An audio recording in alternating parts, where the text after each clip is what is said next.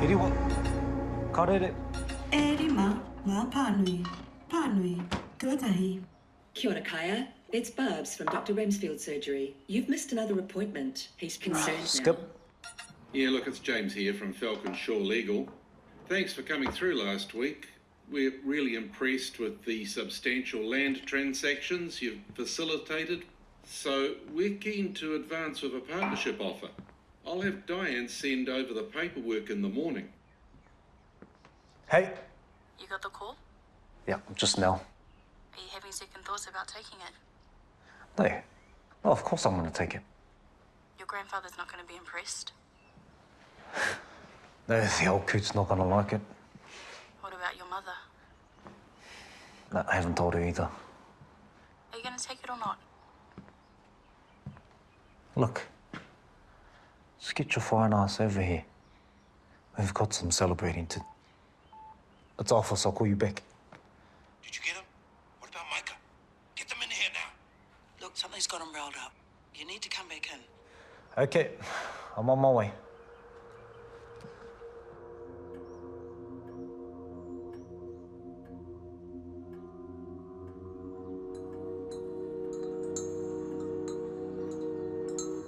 Me harakau I te mate waikura no aiho. Ki no ke atu ana. Ko tahi tonu te mahi a tai kāka. E au kati I ngā iwi kuhu mai, ne? No tētahi o nā rāka I ngā taha. Kei te pai noi ho te nuinga o te ngahere mo tēnei wā.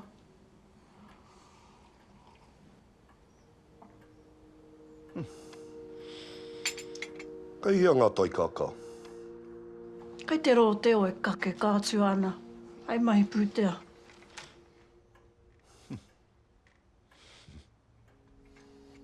Waiho, kia māramarawa ki ngā nuka katoa te huariri uru tānei. Me taihoa ke tātātau tuku I te tono taupaipai. I whakatauria kētia I tērā hui e tau. Oh, he ranga I tāua. Ko tāua ngā rangatira o Ngāti Kiokio. Ko tāku, taihoa ke kia kimi I etahi kōrero anō. Hei whakapakari I tā tātou kreme. Nā te mana aiwi kē te kreme I tukunātu. Toru rā ki muri. Kaori I a koe te mana whakahare ki te tuku kreme. Kua o tike.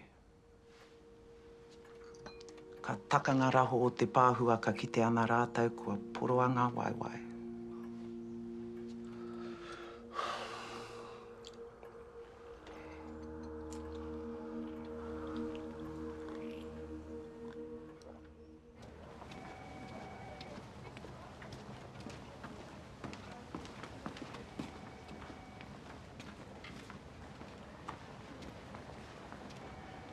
There's an audit coming up and there are a number of discrepancies that aren't even coded. Keep working. I'll come back shortly. Son, wait. Looking sharp, Mum. Yeah? Where do you think you get it from?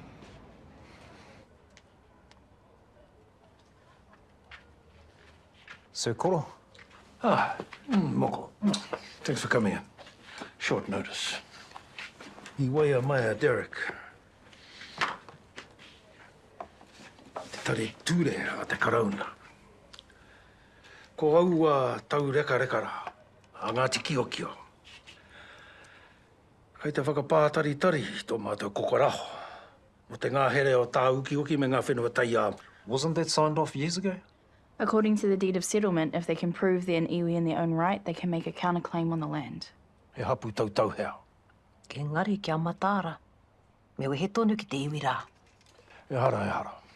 Ki te toa Ngāti Kiokio i tō rātau kokoraho. Ka ngaro tata ana ki te rua te kaumarimo o rau o a tātou rawa. Ka eke pea ki te 5 kaumiri ono? More importantly, if they win, that opens us up to every hapu ka miwi to challenge us in a group inquiry. Koira e hine. Koira tāku e maharahara nei. Nō reira? Pai ake pea, kia whakatauria ai ki waho i ngā kōti mo te rima ki te whituaro pea. Ha tātou e kōrero pēnei ai. Ōrau, ōrau. They're getting 0% of nothing.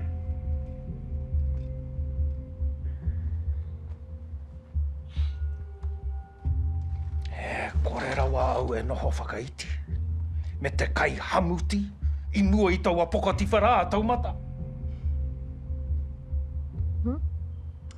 Ka wea wareware ki te mene a koe, e kai hamuti ana. O tira he huarahi anō pea.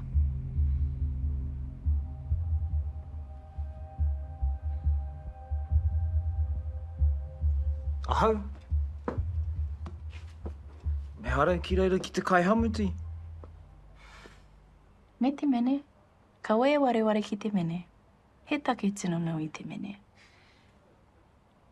Me haere a maika ki te āwhina. O he wāpai pea tēnei ki te... Te nui whakaharahara tēnei. He take anō wā?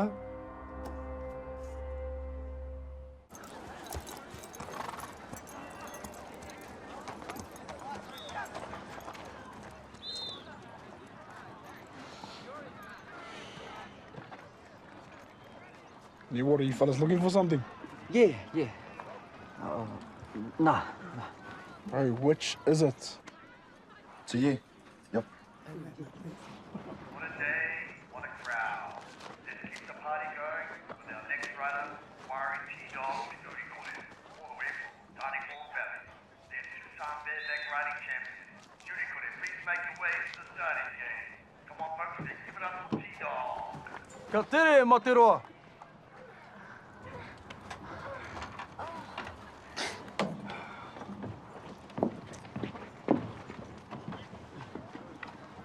Kai a koe te kaupoi, engari kia tūpato, kai tūpake ia no koe. Ka rea no ia kia eke e tēnei. Yeah. Mai tonu. Kai a koe. Next up, one J McArity, all the way from White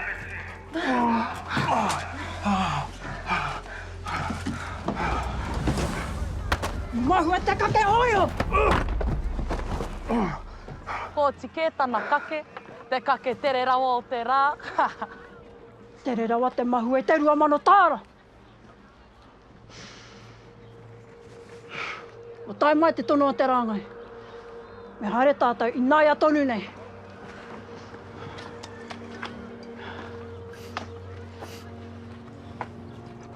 Tō pirau hoki.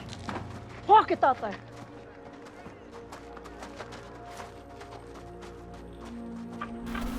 Hei tātou matatahi, hea mana o Ngāti Kiokio iwi, ko te ture te rākau hei karo i ngā hunga e tau pare ana i a rātou, i o rātou whenua. E hara te traipuna o waitangi te mana whenua, kāre hoki a rātou te mana whakatau i ngā kokoro a te iwi. As the world's aquifers dry up, causing ecosystems to collapse. The New Zealand honey industry is bracing for a massive downturn, with many economists forecasting a bleak return. Kia ū tonu tāua, kei a tāua te mana whakahaere. Mutu kawana ngā mahi, no te ao.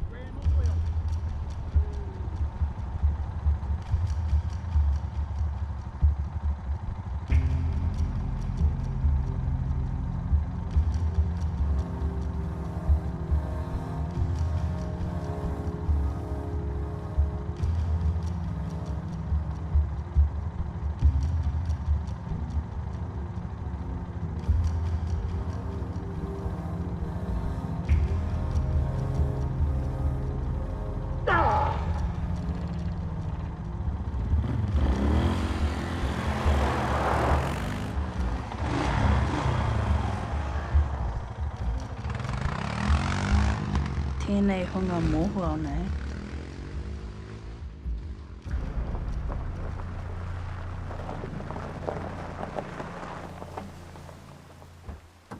E tō muri ana kōrua. Kaea Williams, Acquisitions. Says my colleague Mike Matara, they've been given full authority to speak on behalf of Te Pāhua Incorporated. He kai karanga tā kōrua. E hara. He oi anō. He whakatau no iho. Pai mai a hai.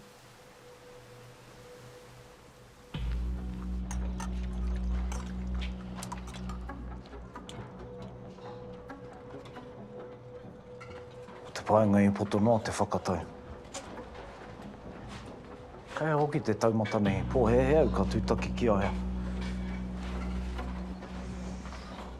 E mōhio ana he aha tō māma I kore hia he haere mai ai. He aha te haunga I puawhia mahina. I'm recently vegan, remember? Kaua I te rangi nei.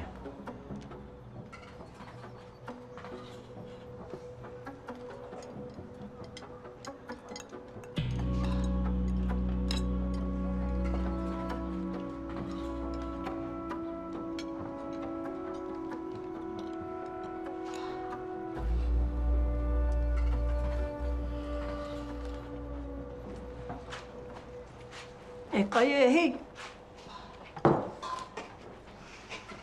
Ka whai huru koe.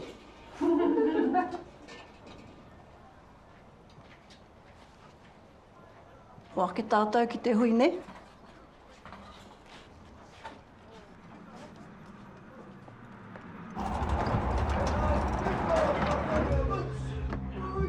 O tiro, heria mai te mea ana.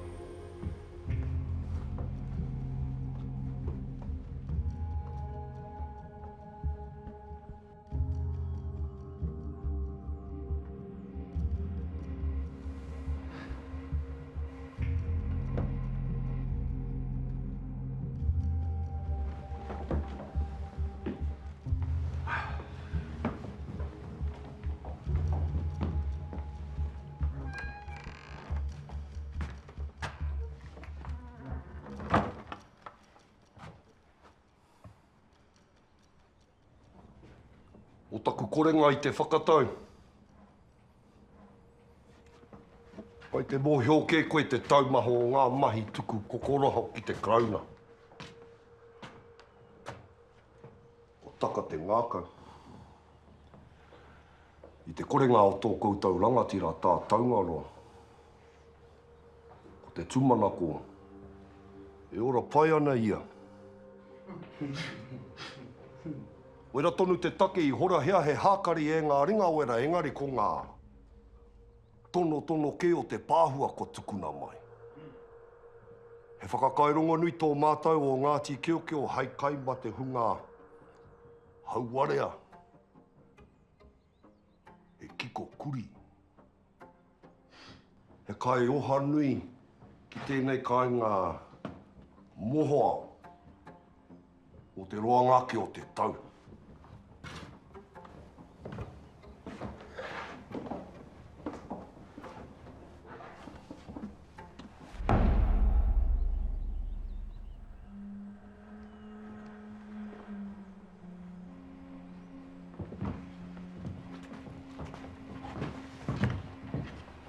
Nā tō tae tōmiri mai, mea mai te kuia, me haere te torotoro whenua, i mai te tō Ngāotera.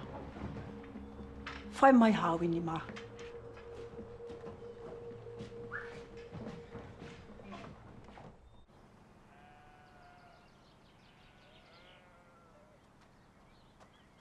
Ko whiturau tau mātau i konei.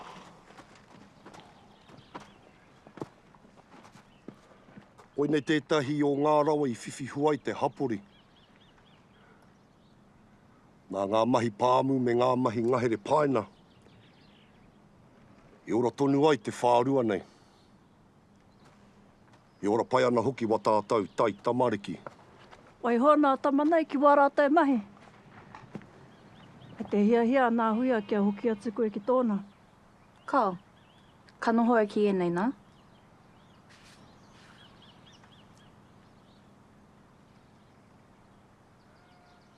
E kore ia i whakai. E kore hoki au.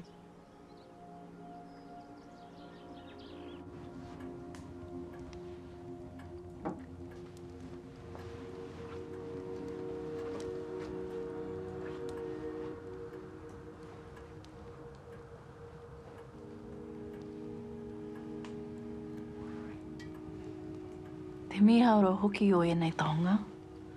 Ka pai ake pēr kia tauti aki nei te papatonga rewa. E kao. Aroha mai.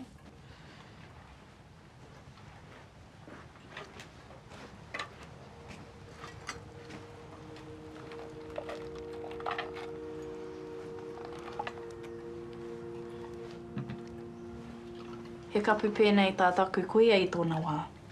Engari he mea rāhui ki a mātou.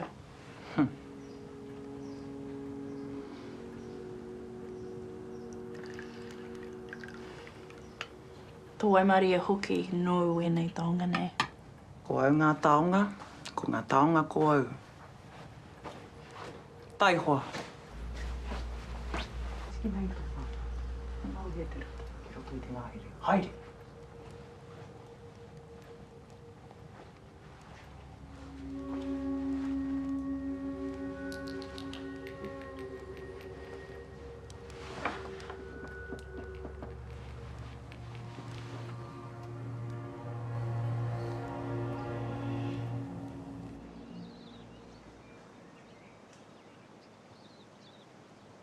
E ai ki ngā kōrero. Neke atu i te iwarau tau te pakeke o te rā kau nei. He kōhuri toru i te wāia rātau e takahi ana i te mata o te whenua. Rātou. Ko te rātou e kōrero mai nā koe kōku tūpuna o te pāhua. E wā tōna i noho tahi ai o tāua iwi i raro i te rangi Māori e. E harapea te mahitahi i te pai tawhiti. Papa, maku tēnei. E hoki kōrua ko raipō. Ani, tikana te poi nei. Minera, i taka iho mai nā rawa katoa ki a tātai. Pēnei ia te pāhua. Kei te karanga mai a ngā huia mō.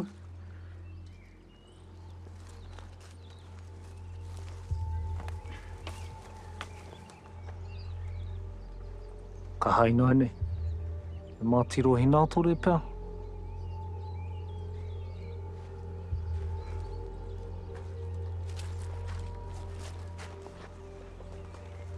He maha tonu ngā wā, kua whakatau take a te pāhua ki waho i ngā kōti Pākehā. Koe a tonu te ara tika mō tō mātou iwi. I hara koe i a te pāhua tūturu, he oti. Anei koe e whakamāngai nei i a koe anō mā rātou ne. Kia mohi o mai koe, he Pākehā tōku matua tāne. He hāwhe kāhe. Me tō māma. He momo anō tēnā, ne? Kai te mōhi o tō tāne. Kai te eke kōrua, ne? Ko te pātai ia, ia kōrua I hara mai ai. Kaua ko te kingi a tā taungaroa. I tohea Kaea, kia hara mai ia I mua I tana pawe. Ko kahu ke te mea I tohe. Ne. He hoa ke hoi ho māua I roto I ngā tau. Me taku wawata anō kua he mo ke ia. Oh, well. I rongo kōrero au he toa kahu ki te eke hoiho. Hua kore ana kakenga hoiho I mua I tana tūtaki ia te koura.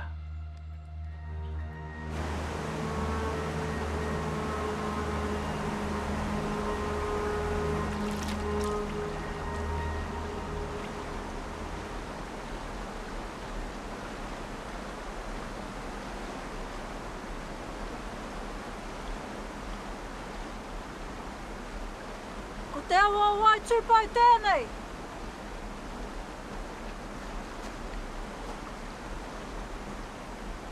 E puna tapu, I ahu mai roa tau mātai ngahere.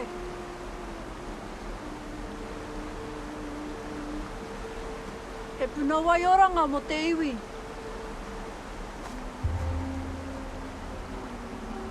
Me ki rā, wenei te pātaka kai, mo mātai. Mo koutou anō hoki. Te awa I tō taone, no konei.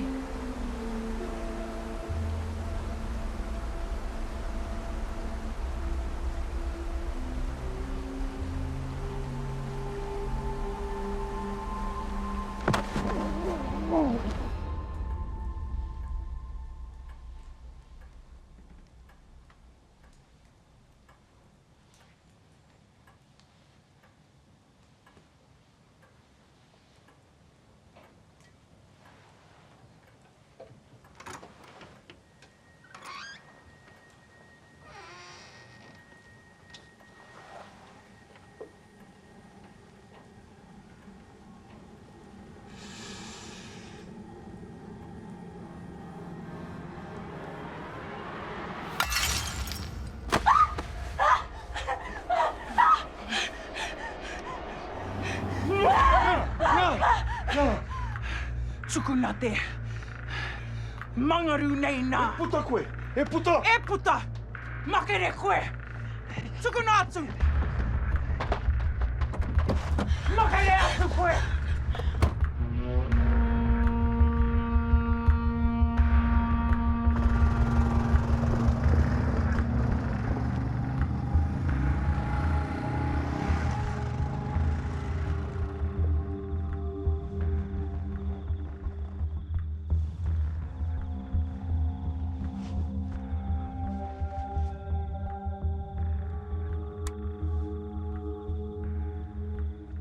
Kore mātou e whakatau noa e Kaea.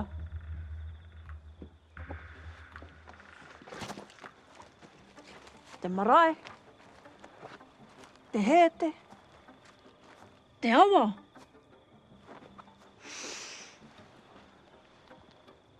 Kāre anō kia taka te kapa. Whakariteri te kaunua tō hamitsi. Kai te mōhio koe hea tāna, I hia ai kia whakarerea koe ki waho nei. Oi. Tika tāku. E noho kuare ana hoki koe. Mā te aha I te pātai.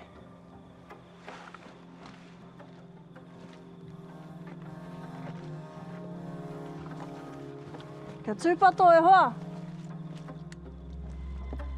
Kai ngaro koe.